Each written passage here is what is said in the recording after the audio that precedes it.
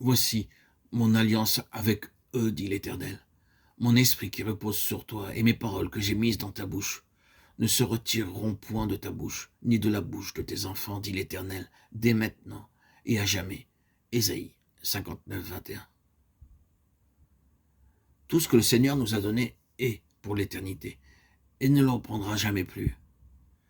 Il peut nous reprendre, nous corriger et nous punir lorsque nous lui faisons défaut, mais il ne reprendra jamais ce qu'il nous a donné.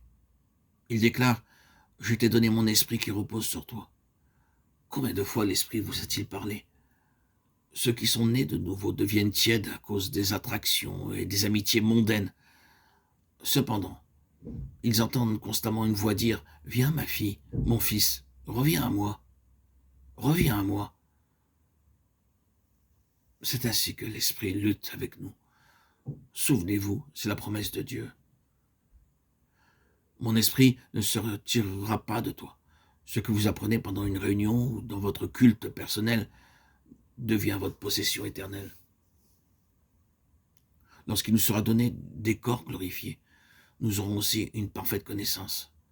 Et lorsque nous verrons notre Seigneur face à face, alors nous connaîtrons comme nous avons été connus. 1 Corinthiens 13, 12. Par cette parfaite connaissance, nous serons capables de comprendre ce qui se passera dans les cieux. Ici, sur cette terre, notre connaissance reste imparfaite. Dans le ciel, nous aurons une parfaite connaissance et nous connaîtrons tout le monde par son nom. Nous connaîtrons chaque endroit du ciel et nous marcherons où nous voudrons. Pas question de demander son chemin. Vous connaîtrez le chemin et votre connaissance sera parfaite. Ce que vous apprenez sur terre par l'épreuve et la souffrance vous prépare pour le ministère céleste. Alors, notre connaissance sera parfaite. Le plus petit deviendra un millier, et le moindre une nation puissante. Moi, l'Éternel, je hâterai ces choses en leur temps.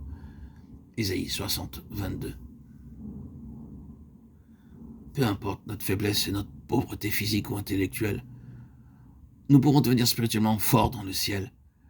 Dieu peut même utiliser des gens stupides. Le Seigneur peut nous corriger ou nous reprendre, mais il peut nous utiliser aussi stupides que nous soyons.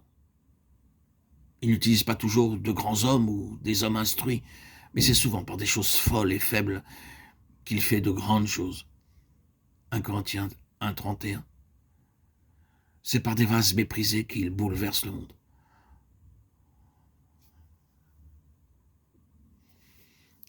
En Inde du Nord, nous avions une réunion dans un certain lieu, nous dit frère Baxing, il y a de cela bien des années.